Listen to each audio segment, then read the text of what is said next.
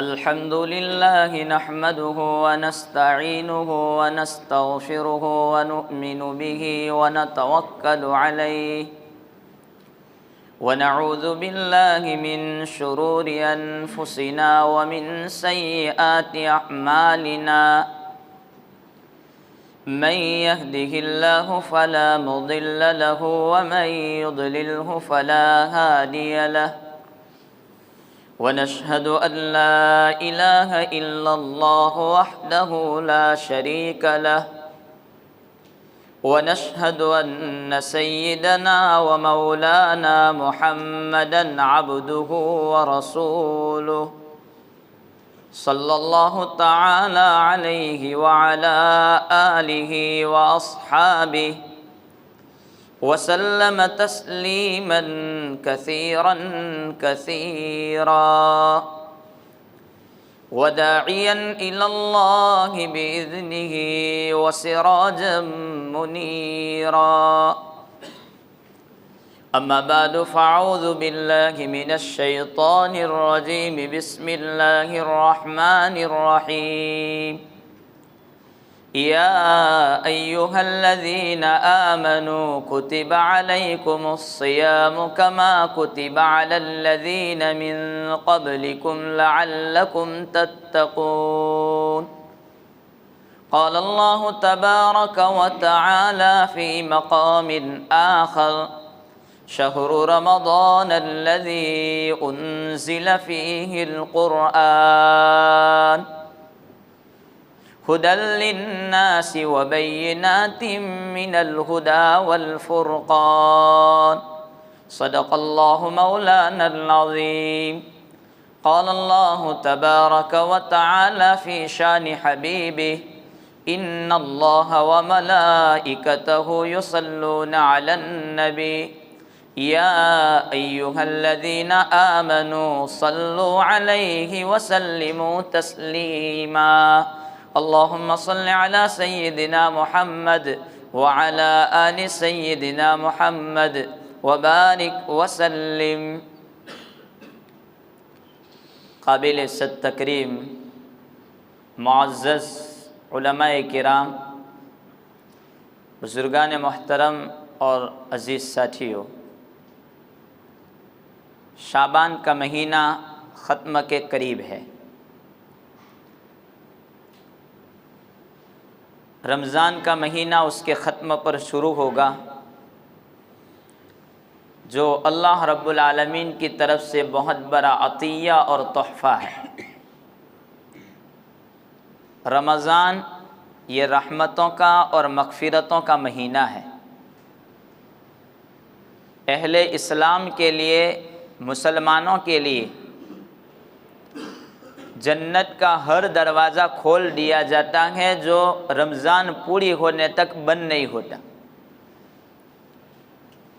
اور جہنم کا ہر دروازہ بند کر دیا جاتا ہے جو رمضان کے اختتام تک اس کو کھولے نہیں جاتے. یہ ایسا مہینہ آنے والا ہے. رمضان اصل میں عربی ڈکشنری کے اعتبار سے رمضان کا ترجمہ نکالیں کہ رمضان کہتے کس کو ہیں، تو اس کے متعلق لکھتا ہے کہ رمضان اصل میں نکلا ہے رمض سے، رمض، اور رمض کا معنی ہے جلا دینا، خاک کر دینا. اور چونکہ اس مہینے میں مسلمانوں کے گناہوں کو جلا دیا جاتا ہے، اس لیے رمضان کو رمضان کہا جاتا ہے. اللہ تبارک و تعالی ہمیں اس مہینے کی قدر اور عظمت پہچاننے کی توفیق عطا فرمائے. الترغیب والترہیب میں ایک روایت لکھی ہے جس کو حضرت ابو سعید خدری رضی اللہ تعالی عنہ سے نقل کیا گیا کہ نبی اکرم صلی اللہ تعالی علیہ وسلم نے ارشاد فرمایا کہ رمضان میں اگر کوئی بندہ رات کو سجدہ کرتا ہے، یعنی نماز پڑھتا ہے نوافل وغیرہ، تو ایک سجدے پر اس کو 1500 نیکیاں ملتی ہے. الترغیب و ترہیب میں روایت 1500 نیکیاں اس بندے کے نامہ اعمال میں لکھی جاتی ہے۔ اگر تراویح کے 40 سجدے 20 رکعت کے ہم گنیں تب بھی 60,000 کا حساب بنتا ہے کہ اس کے نامہ اعمال میں روزانہ خالی تراویح کے سجدوں کی 60,000 نیکیاں لکھی جاتی ہیں۔ اس کے علاوہ دوسرے نوافل، تہجد، اوابین، دوسری نمازیں، اس کا حساب تو علیحدہ اور الگ رہا۔ اللہ رب العالمین اس مہینے میں یہ بھی الترغیب و ترہیب کی روایت ہے کہ روزانہ 60,000 لوگوں کو اللہ رب العالمین جہنم سے آزادی عطا فرما دیتے ہیں۔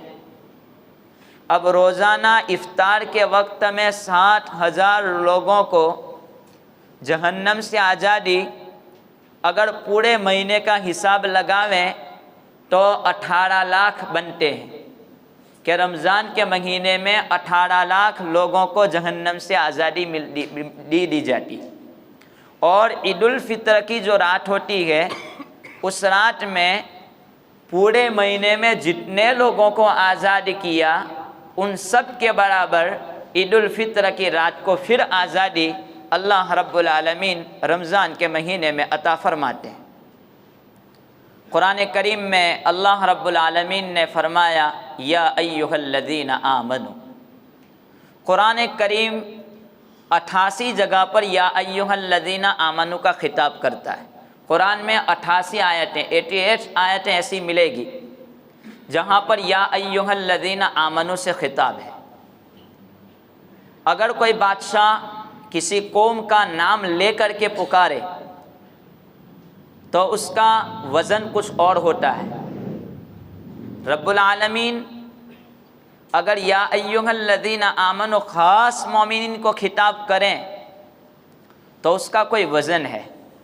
یا ایھا الذین آمنوا، او ایمان والو، کتب علیکم الصیام، تم پر روزے فرض کیے گئے، کما کتب علی الذین من قبلکم، جس طرح تم سے اگلے لوگوں پر فرض کیے گئے تھے۔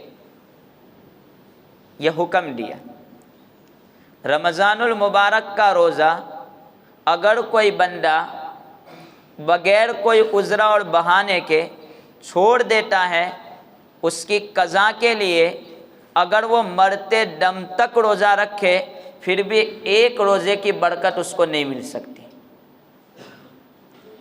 لہٰذا پہلے نمبر پر تو ہمیں یہ نیت کرنا ہے کہ انشاءاللہ میرا، میرے گھر والوں کا، میرے رشتہ داروں کا، میرے دوستوں احباب کا کسی کا بھی کوئی روزہ نہیں چھوٹنا چاہیے۔ پابندی کے ساتھ انشاءاللہ معمولی بہانوں پر میں روزہ نہیں چھوڑوں گا، اور معمولی بہانوں پر ہم اپنے روزوں کو چھوڑ رہے ہیں، لہذا اس کو چھوڑے نہیں کسی بہانے پر۔ اس کے بعد رب العالمین نے اس مہینے کے متعلق یوں فرمایا، ہاں تو رمضان المبارک کا مہینہ کہ اس میں روزے فرض کیے گئے۔ کیوں روزے فرض کیے گئے؟ کیا وجہ تھی؟ قرآن کہتا ہے لعلکم تتقون، تم متقی بن جاؤ۔ اور تقوی کی تعریف تفسیر کی کتابوں میں، لغات اور ڈکشنری میں تقوی کی جو تعریف لکھی ہے اس کا ترجمہ لکھا ہے وہ یہ کہ آدمی اوامر کو بجا لاوے، یعنی جن باتوں کا کرنے کا حکم رب العالمین نے دیا ہے ان باتوں کو کرے، اور اجتناب نواہی، جن باتوں سے روکا ہے ان تمام باتوں سے بچے۔ ہر قسم کی برائی، ہر قسم کے گناہ سے اپنے آپ کو دور رکھیں، آنکھوں کے گناہ، ہر قسم کے گناہ، یہ تقوی ہے۔ تو رمضان المبارک میں اگر کوئی بندہ دل لگا کر کے عبادت کرتا ہے، اس کی قدر پہچانتا ہے، تو سال بھر اس کی برکتوں کا اثر ہوتا ہے۔ اگر اس میں سستی کرتا ہے تو سال بھر اس کی نحوست باقی رہتی ہے۔ لہذا اس مہینے کی قدر و عظمت کو پہچانیں۔ اس مہینے میں قرآن کریم کا نزول ہوا ہے۔ رمضان کو یہ جو فضیلت ملی ہے وہ قرآن کی وجہ سے، ایسا نہیں کہ قرآن کو فضیلت ملی رمضان کی وجہ سے، نہیں، رمضان کو فضیلت ملی قرآن کی وجہ سے، اس لیے کہ قرآن کہتا ہے شہر رمضان، رمضان کا مہینہ، کہ الذی انزل فیہ القرآن، کے جس میں قرآن اتارا گیا۔ اگر ہم گزشتہ رمضان ہم نے 2 قرآن پورے کیے تھے تو اس رمضان میں 4 ہونے چاہیے، گزشتہ 4 کیے تھے تو اس رمضان میں 8 قرآن کریم مکمل ہونے چاہیے۔ قرآن کریم میں رب العالمین فرماتے ہیں لا یأتیہ الباطل من بین یدیہ ولا من خلفہ، اگر کوئی بندہ قرآن کریم کی ایک آیت خالی تلاوت کر لے ثواب کی نیت سے، تو باطل اس کے آس پاس بھی پھٹک نہیں سکتا۔ علامہ رومی رحمۃ اللہ علیہ نے اس کو سمجھایا کہ 1000 چوہے ہیں ایک جگہ پر، اور ایک بلی آئی اور خالی اتنا بولی میاؤں، تو وہ چوہے اپنی جگہ پر باقی رہیں گے؟ ایک چوہا بھی نہیں رکے گا، سب اپنے اپنے بلوں میں اپنے سوراخوں میں چلے جائیں گے، اپنا ٹھکانہ لے لیں گے۔ قرآن کریم کی ایک آیت اگر کوئی بندہ تلاوت کر لیتا ہے تو باطل اس کے نزدیک تک بھی پھٹکتا نہیں ہے۔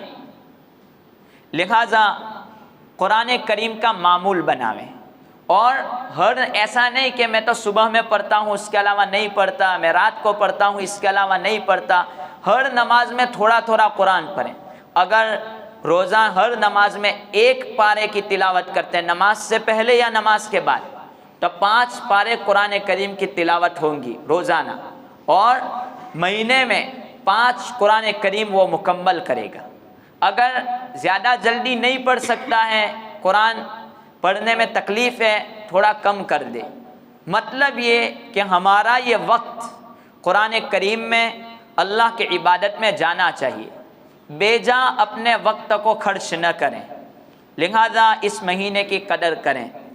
اللہ رب العالمین نے اس مہینے کو رمضان و شہر اللہ، کہ رمضان میرا مہینہ ہے، جس مہینے کی نسبت اللہ تعالیٰ اپنی طرف کر دے پھر اس کا کچھ پوچھنا ہی نہیں ہے۔ اللہ کون ہے؟ اس کے متعلق ہالینڈ کے ایک ماہر نفسیات، یعنی سائیکولوجی، طبی اعتبار سے ڈاکٹر، سائیکولوجی کا نفسیاتی ڈاکٹر اور مانسک روگوں کا علاج کرنے والا، اگر گجراتی میں کہے تو ماہر نفسیات لوگوں نے ہالینڈ میں اس بات کو لکھا ہے کہ لفظ اللہ اگر کوئی بندہ اپنے منہ سے اس کی ادائیگی کر لیتا ہے تو ذہنی تناؤ، ذہن میں جو الجھنیں ہیں اس کو اللہ تبارک و تعالیٰ دور فرما دیتے ہیں۔ اس کے بعد ڈچ، یہ بھی ایک ماہر نفسیات ہے، اس نے یہ لکھا ہے کہ اگر کوئی بندہ لفظ اللہ کہتا ہے تو اللہ کہنے کی وجہ سے اس کا سانس لینے کا جو طریقہ ہے وہ کنٹرول میں آ جاتا ہے۔ آگے کہیں تو ایک ماہنامہ عربی، سعودی عربی سے نکلتا ہے جس کا نام ہے الوطن، ماہنامہ الوطن۔ اس میں ایک بات لکھی ہے کہ اللہ میں پہلا لفظ الف ہے، اگر کوئی بندہ اس کو ادا کرتا ہے تو الف نکالنے کے لیے خالی اگر ہم تجوید کی بات کریں تو اس کا مخرج آتا ہے جوف دہن، کہ منہ کا خالی حصہ، وہاں سے الف ہوا کے ساتھ باہر نکل جاتا ہے، الف اس میں کوئی یہی کہ ہوا کے ساتھ باہر نکلتا ہے۔ تو اس کے متعلق لکھا ہے کہ آدمی الف، اللہ کا الف خالی ادا کر لیتا ہے تو الف سے اس کا نفس سانس لینے میں کنٹرول پیدا ہو جاتا ہے، جو آج پوری دنیا اس میں مبتلا ہے، اس تکلیف میں کہ اللہ کا الف خالی ادا کر لیتا ہے تو سانس لینے میں اس کو آسانی ہو جاتی ہے، سانس کنٹرول میں رہتا ہے۔ نمبر 2، پھر لام، اس کے بعد لام کے متعلق لکھا ہے کہ لام کی ادائیگی میں آدمی کا زبان کا اگلا حصہ نارمل اوپر کے تالو کے ساتھ لگتا ہے، اتنا لگتا ہے، تو اس نارمل لام ادا کرنے پر اللہ تبارک و تعالیٰ اس کے ذہنی فکروں، دماغی فکروں کو ختم کر دیتے ہیں۔ اور تیسرے نمبر پر ہاں کی ادائیگی کے لیے اس کے ہارٹ اور اس کے پھیپھڑے سے آواز نکلتی ہے، یہ آواز جو نکلتی ہے تو اس اللہ میں جو ہاں نکلتی ہے اس کا وزن پھیپھڑے پر جاتا ہے، جس پھیپھڑے کی وجہ سے اس کا دل کے چلنے کا کنٹرول اور پھیپھڑوں کی بیماریوں سے آدمی محفوظ رہ جاتا ہے، اور آج پوری دنیا یہی دو بیماریوں میں مبتلا ہے۔ یہ اللہ کا جو طریقہ ہے وہ ماہر نفسیات ڈاکٹروں وغیرہ کے ساتھ وغیرہ کا جنہوں نے اس بارے میں ریسرچ کیا، اور یہ آپ کے سامنے آیا کہ کس طریقے پر آدمی کو رب العالمین، تو اللہ کون ہے؟ میں بات یہ کہہ رہا تھا کہ شہر رمضان، اللہ نے کہا کہ رمضان یہ میرا مہینہ ہے، تو وہ اللہ، اس کے لفظ میں بھی لذت ہے، لہذا اس رب العالمین کو یاد کریں۔ دوسری چند چیزیں، خیر رمضان کا مبارک مہینہ ہے، دوسری ایک چیز مجھے ذکر کرنی ہے، وہ یہ کہ مفتی احمد صاحب خان پوری دامت برکاتہم نے رمضان میں آپ دن کیسے گزاریں گے چند صفحوں کی ایک کتاب ہر ایک کے حوالے کی ہے کہ آپ اس لائن میں اپنی مساجد میں عمل کر لیا جائے، بہتر ہوگا۔ تراویح کا مسئلہ وہ مسئلہ یہ، اس میں ایک چیز لکھی ہے کہ ظہر کی نماز کے بعد ختم خواجگاہ ہر مسجد میں ہونا چاہیے، جس میں کچھ تسبیحات ہیں، لا الہ الا انت و تمام علم نشرہ کی صورت ہے، اس کی مقدار ہے، اگر سارے مل کر کے پڑھ لیں تو بہت 5 منٹ میں یہ مسئلہ حل ہو جائے گا، اور مختصر دعا ہے۔ سنت و نوافل کے بعد یہ کام کرنا چاہیے، اگر آپ لوگ ساتھ دیں گے تو انشاءاللہ یہاں پر بھی سنت و نوافل کی فراغت کے بعد ہم 5 منٹ ختم خواجگاہ انشاءاللہ تعالیٰ کریں گے۔ یہ خانقاہی نظام ہے، اللہ کا نام ہے، دعائیں قبول ہوتی ہے، وبائیں دنیا سے ختم ہوتی ہے اس دعا کے ذریعے۔ تو یہ ختم خواج اس کا طریقہ انشاءاللہ پہلی رمضان ظہر کی نماز کے وقت بتلا دوں گا کہ روزانہ ہم ظہر کی نماز کے بعد 5 منٹ خرچ کرتے ہوئے، قربان کرتے ہوئے اس وظیفے میں بیٹھیں گے اور دعا کریں گے۔ اللہ تعالیٰ بڑا غفور الرحیم ہے۔ ایک اور بات، احتیاط کا جو مسئلہ ہے وہ شریعت نے بھی کیا ہے کہ کھانے سے پہلے ہاتھ دھونے کا حکم دیا۔ کیوں؟ اس میں کچھ چیزیں آپ نہیں دھو گے تو بیماریاں آپ کو لگ سکتی ہیں، لہذا سرکاری گائیڈ لائن کے اعتبار سے ہمیں کچھ احتیاط کرنے کے لیے کہا گیا ہے، اور حالات سے آپ لوگ واقف ہیں۔ تو ایک کام تو احتیاط، سب سے بڑی چیز میں آپ کو کہنے جا رہا ہوں وہ یہ کہ اگر کوئی مر جاوے، چاہے وہ دواخانے میں مرے یا اپنے گھر پر مرے، تو پہلے نمبر پر یہ مت پوچھو کہ یہ کیسے مرا۔ انتقال اللہ نے موت دی تھی، انتقال ہو گیا، مر گیا، بس دعا کرو مغفرت کی۔ اب تو ایک یہ وہ کورونا میں گیا، وہ کورونا میں گیا، وہ کورونا میں، اس سے باطل کو پانی ملتا ہے اور حق کی طاقت ٹوٹتی ہے۔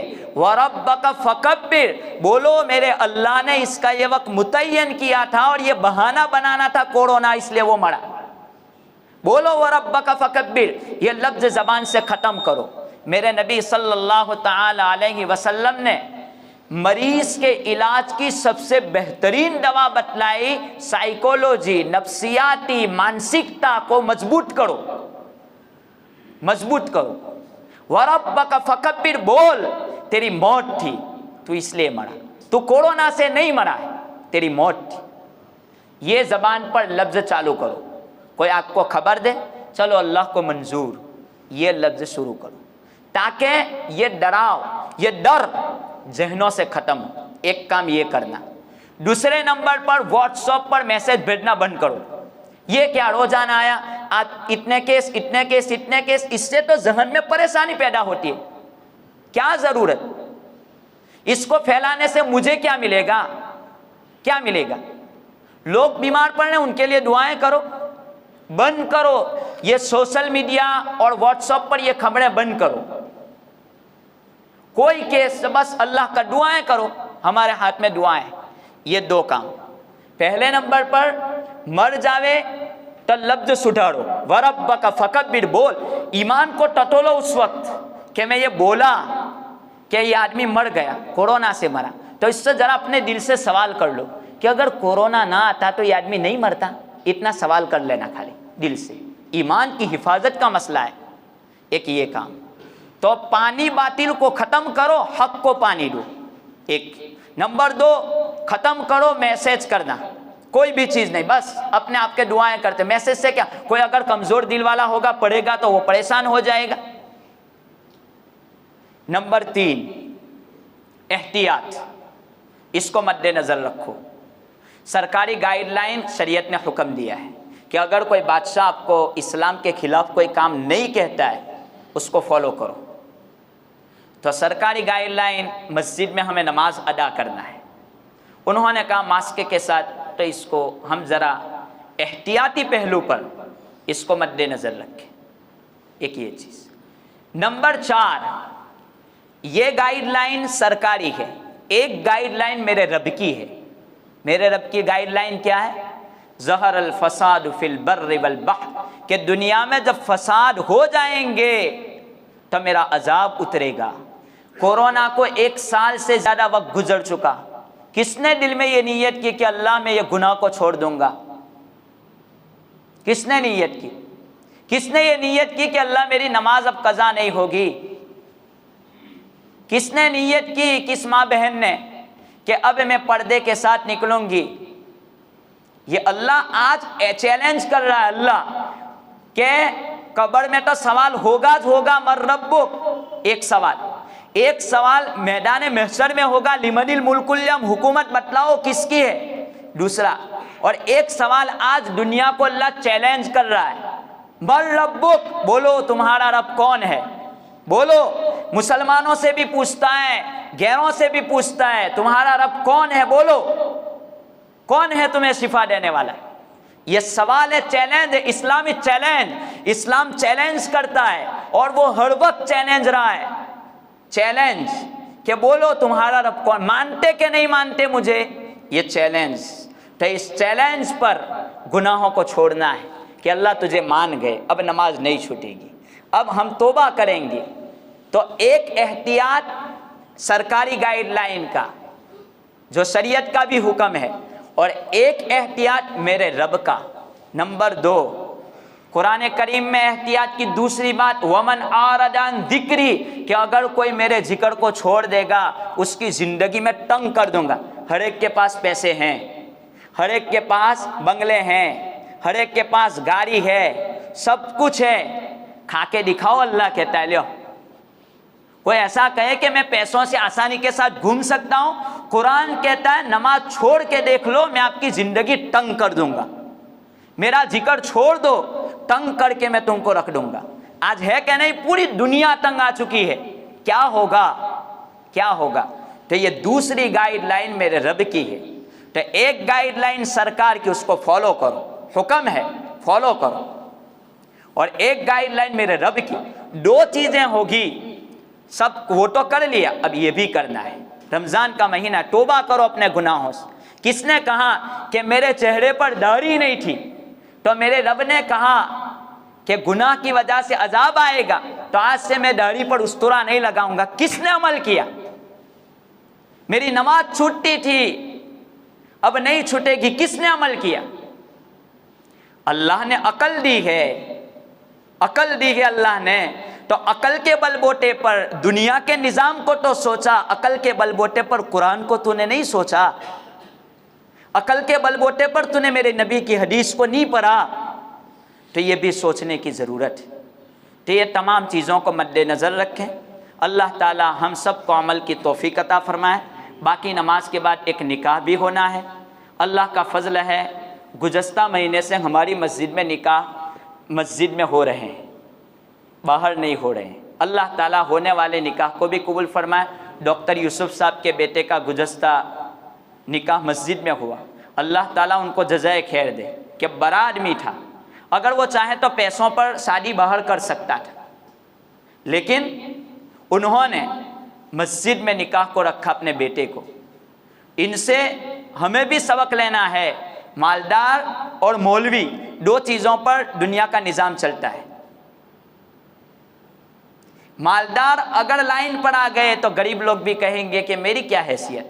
الحمدللہ اللہ تعالیٰ ان کی عمر میں برکت دے اور ان کے اس کام کو قبول فرمائے۔ آج کا نکاح بھی مسجد میں، اللہ تعالیٰ ان کے نکاح کو بھی قبول۔ اگر یہ نظام ہوگا تو انشاءاللہ خرافات دنیا سے ختم ہوگی۔ تو الحمدللہ یہ چیزیں ہیں۔ اللہ تعالیٰ ہم سب کو عمل پیرا ہونے کی توفیق عطا فرمائے، آمین۔ وآخر دعوانا الحمدللہ رب العالمین۔ پھر سے اعلان ہے کہ ماسک لگائے رکھیں، حالات قانون بنتے جا رہے ہیں، نمازیں ہوتی رہے گی اگر ہم اس طریقے پر آتے رہیں گے۔ اللہ تعالیٰ عمل کی توفیق عطا فرمائے۔